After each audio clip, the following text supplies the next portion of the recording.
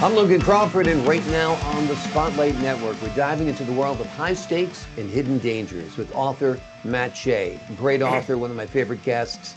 He has penned a powerful book. It is called The Casino Down the Road. And in it, he reveals the gritty truth about gambling addiction and the allure of casinos. Join us as Matt shares his personal journey, the psychology behind gambling, and how casinos keep players hooked. We're delighted to have this very talented author join us here today on Spotlight. We thank the team at Bookside Press for helping us put him in the spotlight today. And we ask viewers like you to support authors like him by subscribing to our channel and by purchasing his amazing book. The links are below this interview. Matt, welcome back to the show. Great to have you on again. Thank you, Logan. It's so good to be back with you, my friend. Great to have you here. Tell us why you decided to explore the world of casinos and the dangers of gambling addiction.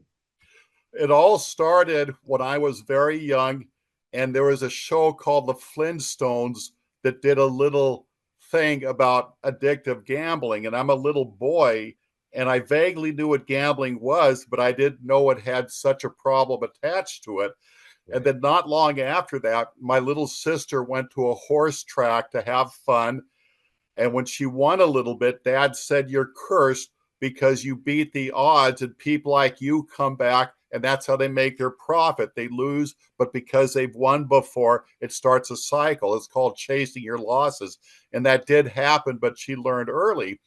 And then the job I retired from, we had a sister plant in Las Vegas, and the sister plant had tons of Las Vegas gambling stories. And they said the new guys all lost their first paychecks at the casinos, but the ones who weren't real smart also lost the second paycheck. Wow. And so when this was going on and I retired, I was able to get a job at a casino driving shuttle, and I loved it. And it was night and day. I could see the happy people. They were the ones meeting friends for lunch, for a breakfast, catching a show, working, co-workers. And then we had the others who were, quote unquote, chasing their losses, meaning they're just trying to gamble back what they gambled away. But the casinos, we have to give them credit. They have all these 800 numbers for help, which I called because I spent a year and a half casing out 6 casinos in my area. And then I went the following year and a half gambling in each of them, playing slot machines because I should get in the saddle if I'm going to write about something. Right. And I got hooked. I was cursed by a little bit of early winning. And I thought, my God, it's a money tree. I'll just keep doing that till things changed. What they did, well, I just want to win back what I initially lost. And that's how they could afford these luxurious resorts and so forth. But at all times, they have help for you. And in our seminars, they had help there. And by the way, they employ me and I love the job. It's like alcohol. I learned years ago, I don't mix with that either. Yeah, exactly. Gambling can be dangerous if you do too much of it, if you chase your losses, like you said. How has gambling addiction services, Gamblers Anonymous, helped you and helped others? They are an amazing group because they are borderline rocket scientist material, and they are compassionate. I love 12-step programs. I belong to several different ones because I enjoy being part of the community and what's going on behind the scenes and how we join, hold hands, and walk through a problem.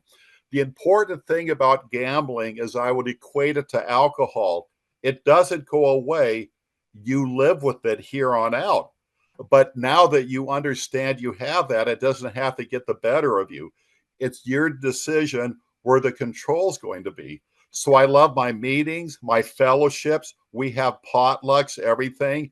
And again, the casinos, I love them. I meet friends there for dinner. I'll go there for a show. We got the Christmas lights. We have over 7 million Christmas lights and an ice skating rink and hot cocoa, and kids could go into the restaurants.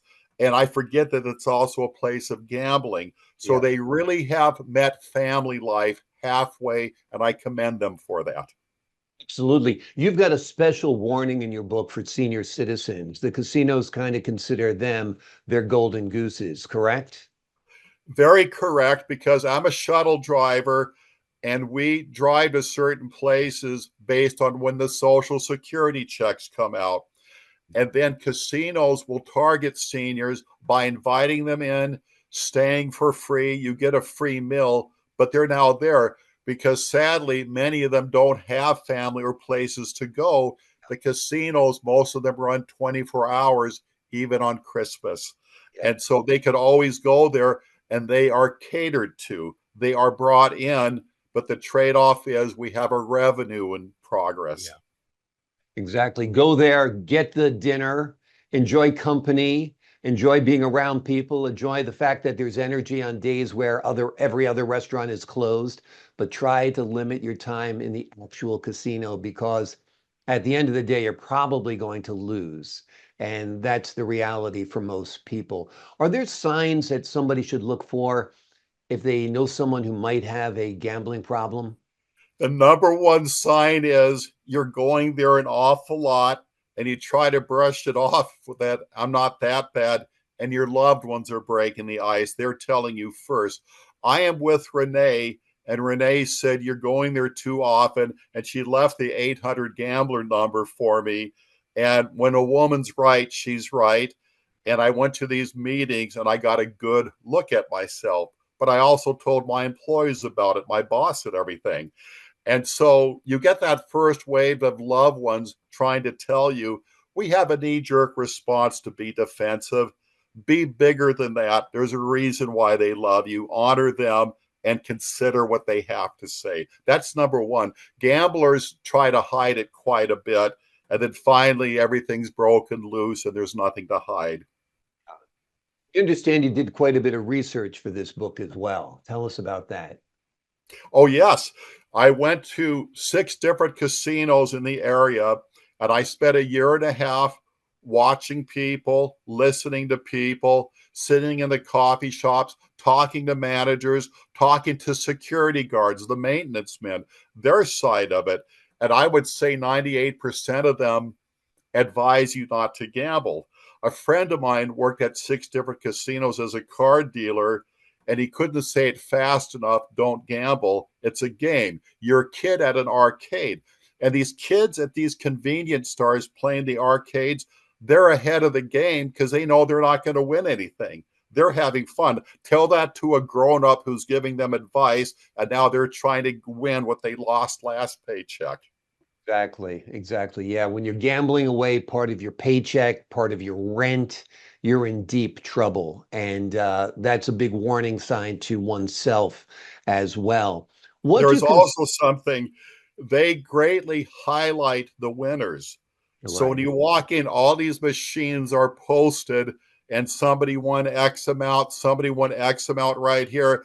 And then they'll have a rotating hall of fame, and you'll recognize some of your neighbors that they had a successful night. So that's how they got their new car. And that's wonderful. You feel good about it.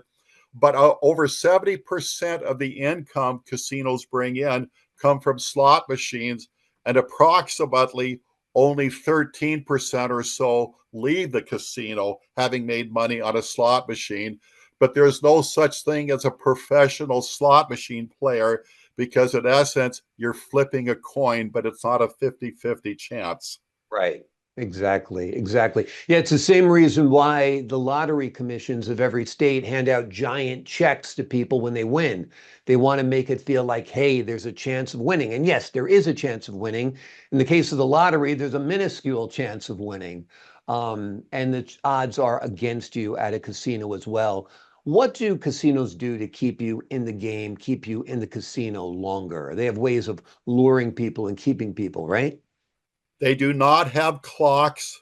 They do not have windows. They always have promotions. And I have neighbors that'll never go to a casino unless it's a promotion. So it's their $5 they're playing with. And so they do that. And then we have the shows constantly. And then the seniors, they'll pick you right up at that senior housing you're living at. Yeah. So they greatly give you the red carpet to come in. And if you recall that song from Petulia Clark, Downtown, going out at night, it's life. Well, that's what the casinos are. You have all these lonely people, and there is a place full of activity. Uh, they'll take that than being alone at home. Exactly, exactly. Like I said, go to the casino, go to the buffet, enjoy seeing the people, watch people play, steer clear of it from yourself if possible. Well, let me Yes. ask you this. I know you're the busiest man in show business. What are you working on now, or what are you thinking about working on? Well, a few minutes from now, I'll be going to a studio to do the Christmas lights in the Pacific Northwest. And many of them are from casinos because, my gosh, do they ever give a presentation with the ice skating rinks, the hot chocolate, the kids could go in the restaurants. So these are not future addicted gamblers. These are resorts that are addressing the community accordingly. And then I'm working on another book, and it has to do with the retired man who is bartering with God because he wants to join his deceased loved ones. But he must serve first, and he follows his heart, and he is doing things that he was trained to do, a former marksman, but he's not hurting people. He's getting them to the bargaining table. And so Wow. it's a cat and mouse with God, a good heart, a guy who is basically has the credentials to go as far as CIA can, and he's just dealing with God because he wants that opening to reunite with his family. That So I'm sounds having like fun. a really heartwarming, heartbreaking, interesting story. Somebody who wants to reconnect so badly with their loved ones who have departed that they're bargaining with God. I think that's a terrific book. Can't wait for that to be done. Love to have you back on the show to talk about that. The name of the book we've been talking about today is The Casino Down the Street. It reveals the gritty truth about gambling addiction and the allure of casinos. Matt shares his personal journey within the pages of this book, the psychology behind gambling, and how casinos keep players hooked. It's a great bet that you will love this book without a doubt. That's the bet you should take today. Matt, thank you so much for joining me here today on Spotlight. Logan, I appreciate you, and you're going to be hearing from me quite often. I'm always going to send you a line one way or another. Well, I'm looking forward to that. Love hearing from you. Love having you on the show. To the folks at home, I'm Logan Crawford, thanking you for your time. This time until next time on Spotlight. And there it is, the casino down the street. Be sure to pick it up.